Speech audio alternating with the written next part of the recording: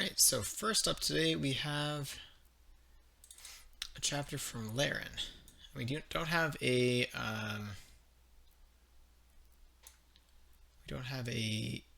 artwork for this new character, Lerran, so we will just use the map here for now. But I am going to use the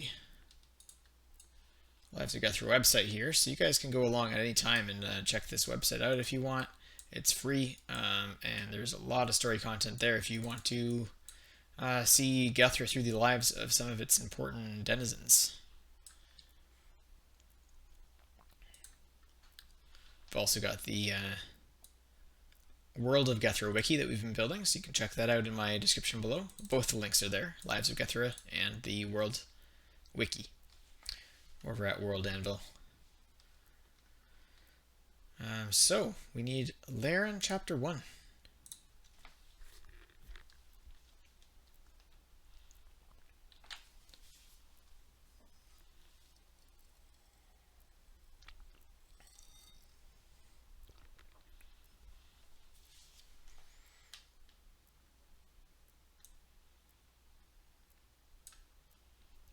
I'm wondering if a layout like this might look a little nicer for you guys when we don't have the character art.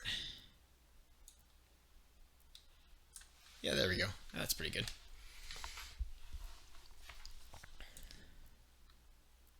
We're going to center it right around this area for now.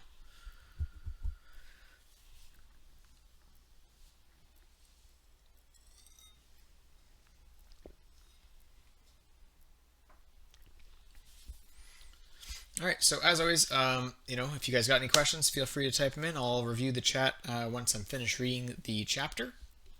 You can always access these chapters and others later over at YouTube if you follow the link in my About. You can also check them out at the Lives of Gethra website, or now that there's an audio version, over on Spotify or your favorite spot to get podcasts. Just look up Lives of Gethra and you should be able to find them, no problem. Alright, so let's dive in here. Lerran 1. 27th of the 6th moon, years since Orish, 1478. The city of Sheld was a visibly bleak place, shadowed by mountains on either side, and built out of a steely grey rock. Its inhabitants wore dark wool or leather hunted in the mountain valleys. They navigated the old stone streets to work in the cold stone buildings until they were little more than gaunt skeletons. In the center of Sheld was an enormous dome made out of stone, with hundreds of steps rising up each of the four sides of it to a set of pillars at the top. It was there that the leaders of Sheld, the Lord Employers, met to discuss matters for their respective businesses. Lerran's father had gone there many times when Lerran was a younger man.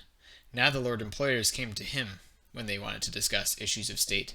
Their meeting place on the rise of Sheld had become a practice of custom only. Lord Garrow of Sheld had been building his own business when these Lord Employers were still young men.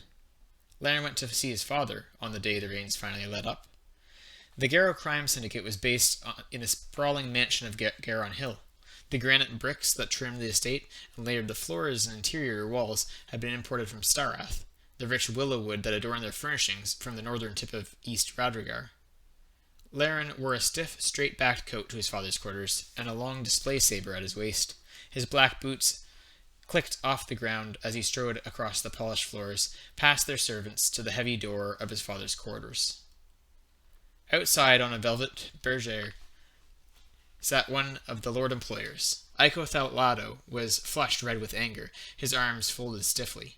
He glared at Estivir, one of Lerran's sisters, who managed Garron's affairs from a desk outside his large office.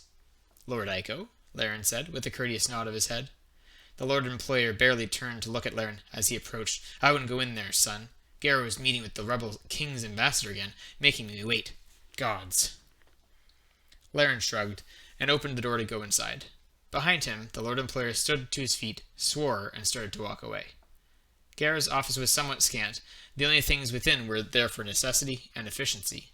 There was a suit of armor, a weapon rack, a few cupboards, one display case, a small icebox, a huge desk, and a few leaning couches for his guests. The ambassador from Low Malago was seated on one of the latter. He looked up and blinked at Lerran, before turning back to Garrow, who was in mid-sentence. Lomeligo had been the site of a well-planned revolution, and Garrow now controlled that entire city through his connections to the rebel king. Garrow, a broad-shouldered man despite his age, barely blinked and continued, "We should hand the prisoners over to the mob, as I said from the beginning." Lerran turned away from the window. "We don't want the mob getting too powerful, Father." "I'm not worried about that," Garrow said. His olive skin was well wrinkled, but he didn't sweat much anymore. He glared at his son. "Did you want something, Lerran?" "I'll wait," Lerran replied. "Sorry about that interruption," Garrow said to the ambassador. They continued discussing Lomeligo and the damage of the recent hurricane. Lerran was sure that Garrow added more points than the duo had on their agenda, just to draw things out. At last the ambassador stood up and shook hands with his boss. He glanced at Lerran and said, "I trust everything is well with your woman?"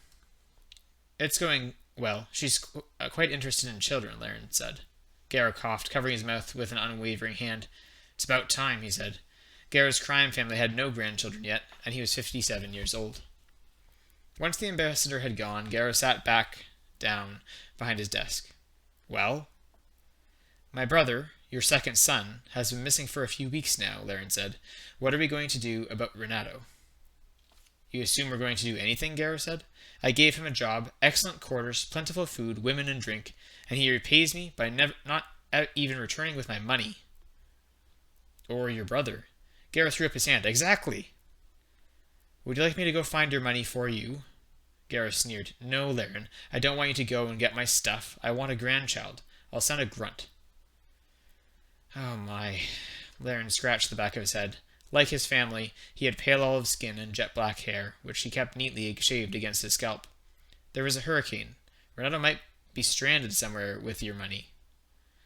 "Give him another week, then, the untrustworthy lout. He's probably out there spending it all," Garrow said. He poured himself a half-drink of barley beer and drank a big mouthful, puckering his lips in an exaggerated fashion once he was done. His bald forehead wrinkled. "If he's not back within the week, send someone to find the dispatch then." "I will go, then," Lerran said. Garrow did a poor job of running the family business. He kept the girls out of it, save his own sisters, and he was getting too old to keep his frustrations from interfering with practical decisions. Garrow's face flushed, and he looked about ready to retort Lerran's decision.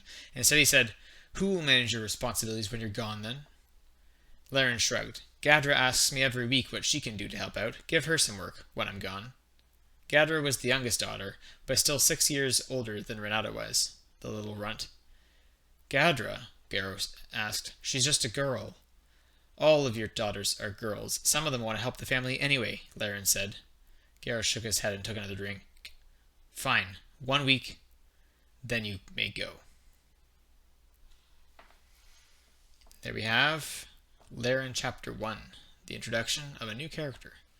But this one seems linked. We've read recently about Renato and his disappearance from the Isle of Dusk. So what will come of Lerran's investigation as he tries to find his brother out here in this large world?